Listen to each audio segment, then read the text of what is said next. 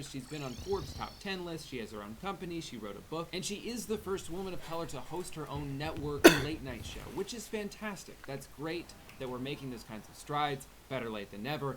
I just wish she was good at it, so I didn't have to make this video. So if you haven't been following this saga as closely as I have, let me bring you up to speed. September 16th, pilot comes out, already a disaster. I'm very confident and proud of our first episode. I mean, of all the episodes we shot thus far, the first episode is like my little baby. I'm so proud of it. I can't wait for you to see it. I can't wait. There were several reasons why Lily was immediately met with backlash, but more than anything else, it was because she seemed determined to try and figure out how many ways she could retell the same joke. Monologue about how she's not a white man. Song about how she's not a white man. Sketch about how she's not a white man. Sketch about how she's not a white man. Sketch about how she's not a white... Starting to think that Lily might not be a white man. I ain't no white man. Now I understand that as a straight white man myself, it's not really my place to be saying these things, and if I was the only one critiquing her in this way, then the problem would lie more with me than it did with Lily. However, this sentiment isn't so much coming from me as it is just me echoing what I've seen from top comments on these videos, from women, from people of color, so don't take my word for it, take it from them. My standpoint is simply from a comedic angle. Using the same joke over and over again shows a lack of creativity. This is the same reason a lot of people tend to not like Amy Schumer, because there's very little variety in her material, and it gets stale quickly. Luckily, the other reason people don't like her is because she's also a notorious joke thief, so as long as Lily doesn't... Oh. Fun. But moving on past the show's rocky start, it did seem like after a while some things did start to change, though not necessarily for the better. For one, it seemed like NBC might have stepped in with some notes, specifically about how the audience isn't laughing enough. Because all of a sudden, the monologues went from sounding like this... I hacked the mainframe. ...to this. My hair is so long that sometimes it gets stuck in my butt crack. I swear, it sounds like they're either pumping in fake laughs during post-production or they started instructing the audience to make more noise even if it wasn't warranted. This actually leads to one of my many fundamental problems with the show, the audience. It is so awkward to watch any of the studio segments, which by the way is most of the show, because the crowd goes apeshit for every word that she says. Because I remember the first time I came out to my friends as a vegetarian.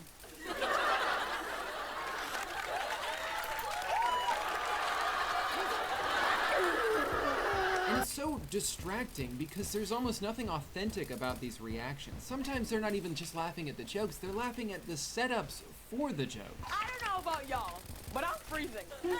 What are you laughing at? She hasn't said the funny part yet. The only...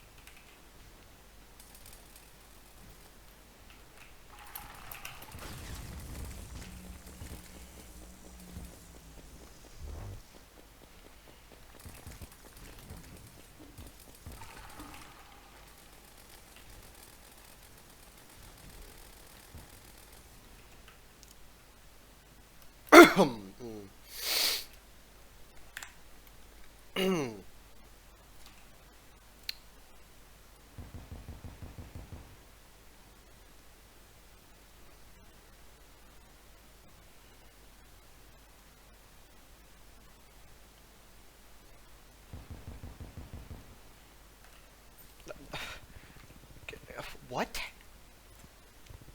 What?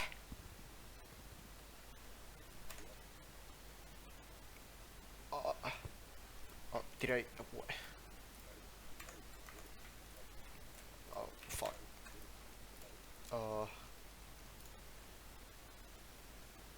Instant. Oh, what?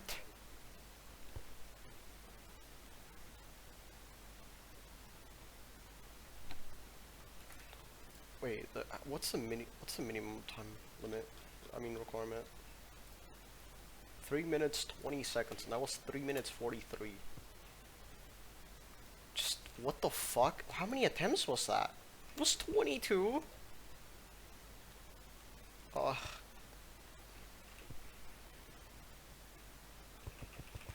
Oh, okay.